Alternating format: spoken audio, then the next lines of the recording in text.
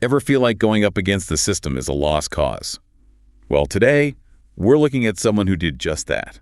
It's a fascinating case. Really gets you thinking about power, fairness, and taking a stand. Buckle up for a deep dive into Jagratan versus the state of Uttar Pradesh.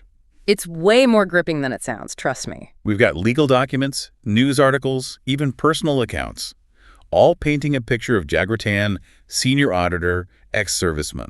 Someone known for his integrity. Yet in 2018, he reports some shady dealings. Corruption right under everyone's noses. Whistleblowing is rarely a smooth path. It takes guts, often comes at a price. What Jagratan faced? It's almost unbelievable. Suspensions, trumped-up charges, penalties that just don't add up. Raises the question, did they target him for speaking out? Was it retaliation? The sources point to two dates, January 11th, 2023 and October 29th, 2024, when impugned orders were issued. Sounds like legal jargon, right? In simple terms, these are official decisions being challenged in court. Jagratan claims they're not only unjust, but meant to punish him for whistleblowing. Wants them thrown out completely. So it's not just about proving innocence. It's about exposing the misuse of power. And that's where it gets legally interesting. 5 key issues are at the heart of Jagratan's case. First, violation of natural justice. Sounds philosophical, but it's a basic legal principle. Everyone deserves a fair hearing. Can't be punished without knowing the accusation or having a chance to defend yourself. The sources claim Jagratan was denied this. No charge sheet, no proper chance to tell his side, like a conviction without a trial. Second issue is procedural lapses. Sounds boring, but even small administrative mistakes can have huge consequences. The appellate authority, the ones who review the initial decision, the sources allege they didn't really examine the case. Just rubber-stamped it, no real consideration. Raises serious concerns about the whole process. Lack of due diligence. A big deal when someone's career and reputation are on the line. Absolutely. And this leads to the third issue, the most contentious one, retaliatory intent. Was Jagratan targeted because he exposed corruption? Like something out of a movie. Is that even allowed? Punishing someone for doing the right thing. That's the million-dollar question. We have to dig into Indian law to see if there are grounds for challenging this. Fourth issue, constitutional violations.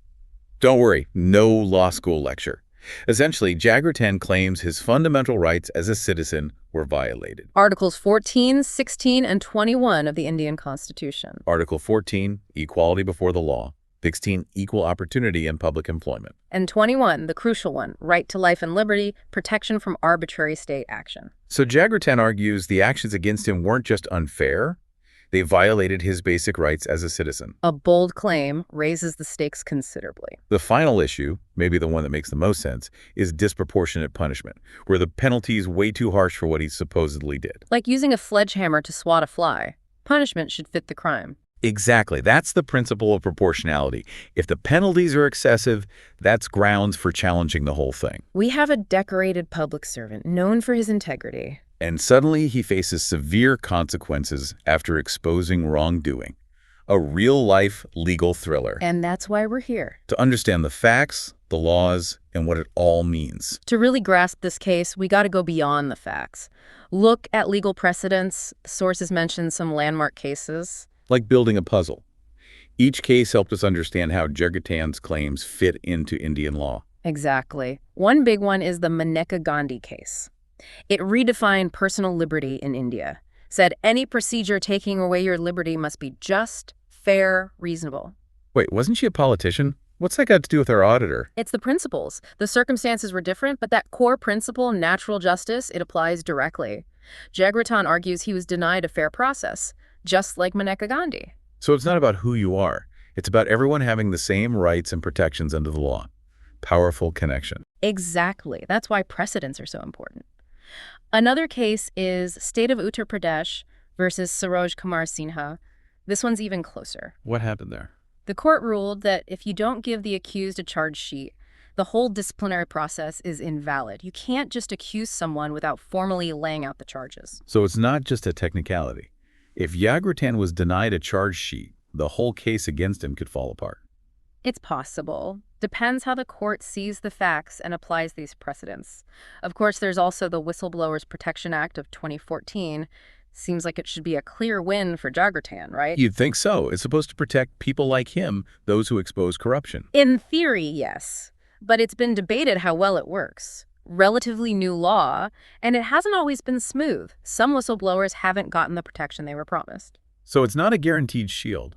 Why might it fall short? Proving intent is one big challenge. The Act says you have to show that the retaliation was specifically because of the whistleblowing. Hard to do, especially in bureaucracy where everything's hidden in paperwork. Like trying to catch a ghost. How do you prove something that's hidden in plain sight? Exactly. That's where legal expertise comes in. Jaggerton's team will have to work hard to show a clear link between his whistleblowing and what happened to him. David versus Goliath. What's Jaggerton actually hoping to get out of this? What's he asking for? The sources list 4 things. First, he wants the impugned orders, those decisions we talked about, completely overturned. Second, he wants a proper inquiry, one that follows the rules, respects natural justice. Not just clearing his name, but making sure the system itself is held accountable. Absolutely. And that brings us to the third thing. Protection from more retaliation. He wants guarantees that they won't harass him or treat him unfairly just for speaking out. Creating a safe space for whistleblowers, where they can expose wrongdoing without fear. What's the fourth thing? Compensation for the harm he's suffered could be lost wages, legal fees, even damages for the mental stress and damage to his reputation. Acknowledging the personal cost of whistleblowing. This all sounds like a long shot. What are the chances he actually gets what he wants? That's where understanding legal history comes in. Based on similar cases, we can assess the likelihood of success for each request. Let's dive into that. What does history tell us? Starting with quashing the orders. Given natural justice and the procedural issues we discussed, there's a strong argument. If the court agrees his rights were violated, those orders could be overturned. That would be huge. What about the second thing? A proper inquiry. Realistic. Possible. Courts often tell administrative bodies to redo things if the original process was messed up. But they also don't like interfering too much in how government departments work. Balancing fairness with administrative autonomy. Exactly. Now, protection from retaliation, that's tricky. The act exists, but enforcing it is hard. You gotta prove intent, which is tough. Uphill battle for Jaggerton. What about compensation? Could he get money for what he's gone through? It happens. If the court finds he was punished wrongly and suffered because of it, they could award compensation, lost wages, legal fees, even for the emotional distress. So much riding on this. But beyond the legal stuff, why should our listeners care about one guy's fight in India? What's the bigger picture? It's not just about Jaggerton. It's about fairness, accountability, the rule of law, the right to speak truth to power without fear. Fighting corruption no matter where it is. Exactly. Corruption needs secrecy and silence to survive. When people like Jaggerton speak up, they shine a light on it. His case could change how whistleblowers are treated, sending a message that retaliation won't be tolerated. A message that's important globally.